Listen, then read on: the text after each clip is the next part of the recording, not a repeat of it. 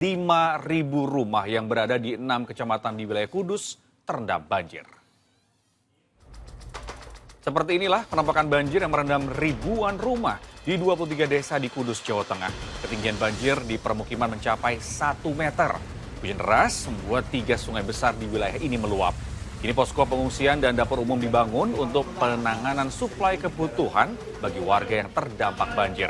Selain permukiman, banjir juga merendam jalur Pantura Kudus Pati setelah air kiriman dari lereng Pegunungan Muria meluap di Sungai Dawe. Tidak hanya di Kudus, banjir juga terjadi di Serang, Banten. Di desa Nagara Kibin ada 1.500 rumah yang terendam. Siang hari hingga malam, tim SAR terus berjibaku mengevakuasi warga yang terjebak banjir, termasuk ibu hamil yang mulai mengalami kontraksi menanti kelahiran sang bayi. Dengan perahu karet, ia dibawa menyusuri banjir sejauh 3 km menuju puskesmas.